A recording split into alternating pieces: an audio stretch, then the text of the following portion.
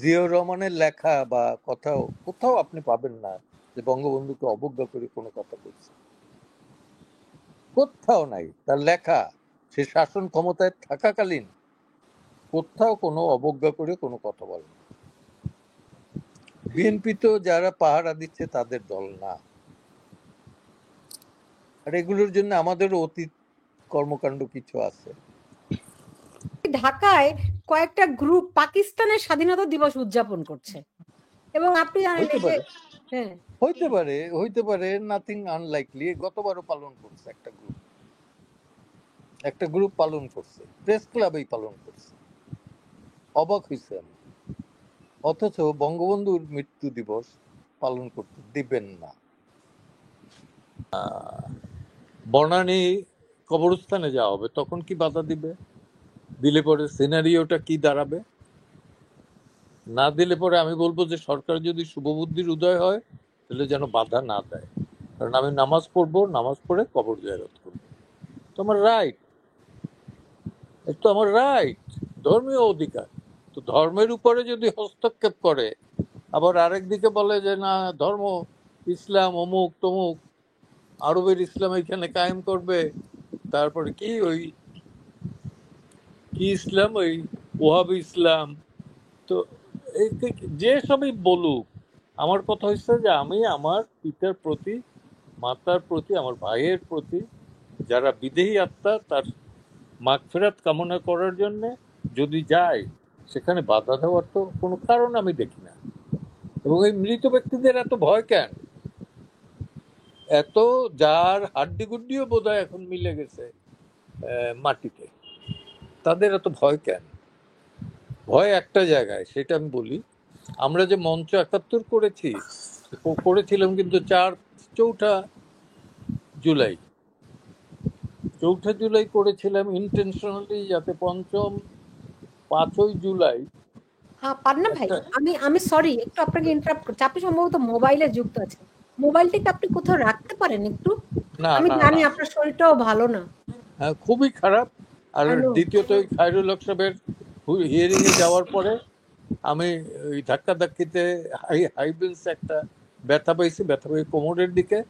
তখন ব্যথা উপলব্ধি করতে পারি না। এখন এমনই যে গত ৩ রাত ধরে আমি ঘুমাইতে পারি না, হাঁটতেও পারি না। এখন আপনারা আছেন দেখে তো তাও এই জাতির এই দেশের কথা বলার মতো দুজন সাহসী আমি মানুষ একটু আছেন। আমার এটা শেষ করি কোন জি প্রেক্ষাপটে। হ্যাঁ তো জি বলুন খবর বলুন। পেলাম যে ৫ তারিখ নাকি বলবে যে ৭২-এর সংবিধান বাতিল, এবং মুক্তিযুদ্ধ ৭১-এ হয় না, ওটা স্বাধীন হয় না, স্বাধীন হয়েছে ২৪-এর ৫ই জুলাই।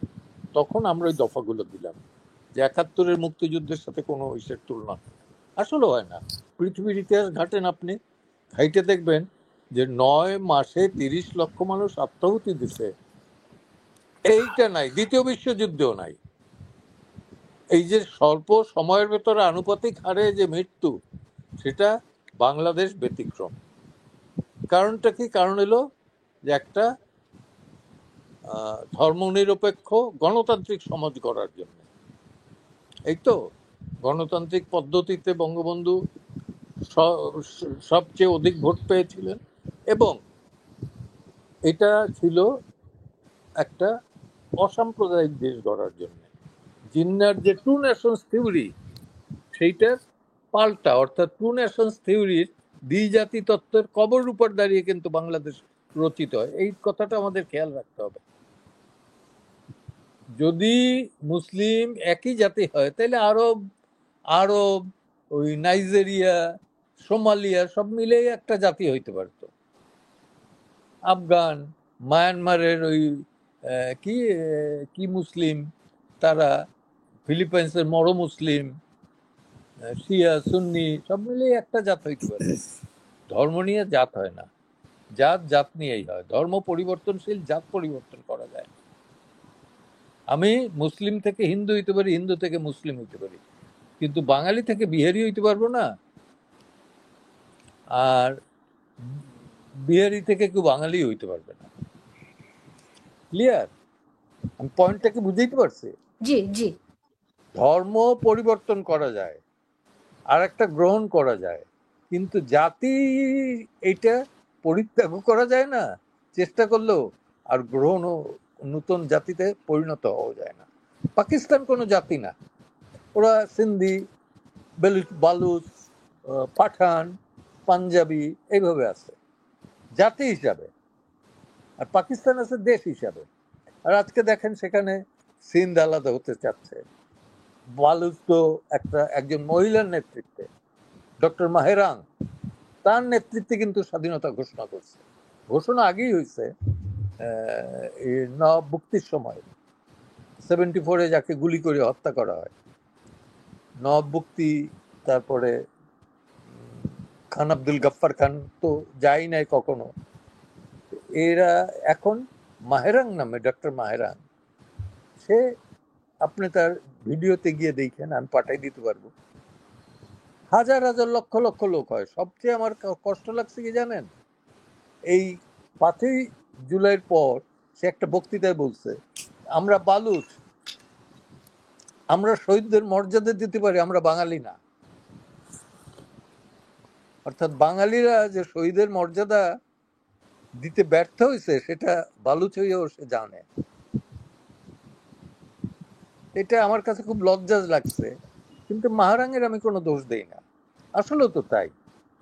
যদি শহীদদের মর্যাদাই দিতাম, এইখানে কি কোনো রাজাকার এই রকমের আমাদের ধমক দিয়ে চলতে পারে, শাসন করবে এই স্বপ্ন দেখতে পারে? দুর্ভাগ্য আমাদের যে আমাদের জীবন দশায় এই অবস্থাটা দেখে গেলাম। আর আমার সবচেয়ে হইলো যে জীবন দশাই আমি সর্বপ্রথম এটা প্রতিবাদ করে গেলাম। কয়দিন বাঁচবো জানি না, আমি মনে করি যে আল্লাহ তাআলা আমাকে পাঠিয়ে রাখছেন সুনির্দিষ্ট কোনো কর্তব্য পালনের জন্য। সে কর্তব্যের একটা হলো যে দেশপ্রেম।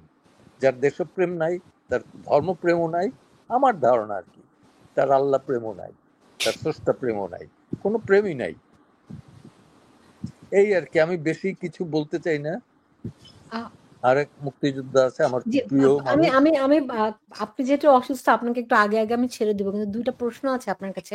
সেটি হচ্ছে, আপনি কি মানে আজকে কি 32 নম্বরে আর যাওয়ার পরিকল্পনা আছে কিনা, কালকে আছে কিনা?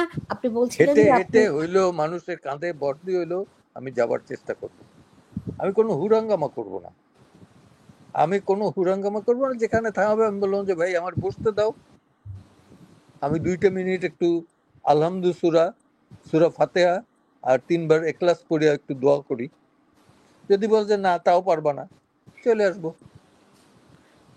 কখন যাবেন? বাদ জুম্মা, কালকে আর কি? কালকে। কালকে বাদ জুমা।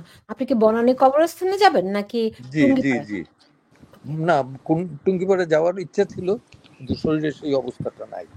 আচ্ছা আচ্ছা, ওকে, বাদ জুমা কালকে বনানী কবরস্থানে যাবেন। আর একটি বিষয় আপনি দেখেছেন নিশ্চয়, বিএনপি খুব পাহারা দিচ্ছে 32 নম্বরের কাছে, যাতে করে সেখানে যেতে না পারে। এরপরও কি বিএনপি কে মুক্তিযোদ্ধার দল বলা যায়? কারণ আমি নামাজ পড়বো, নামাজ পড়ে কবর জিয়ারত করবো, তো আমার রাইট, তো আমার রাইট, ধর্মীয় অধিকার। তো ধর্মের উপরে যদি হস্তক্ষেপ করে, আবার আরেক দিকে বলে যে না ধর্ম ইসলাম অমুক তমুক, আরবের ইসলাম এখানে কায়েম করবে, তারপরে কি ওই কি ইসলাম, ওই ওহাবি ইসলাম। তো এই যে সবই বলুক, আমার কথা হচ্ছে যে আমি আমার পিতার প্রতি, মাতার প্রতি, আমার ভাইয়ের প্রতি, যারা বিদেহী আত্মা, তার মাগফিরাত কামনা করার জন্য যদি যায়, সেখানে বাধা দেওয়ার তো কোনো কারণ আমি দেখি না। এবং এই মৃত ব্যক্তিদের এত ভয় কেন?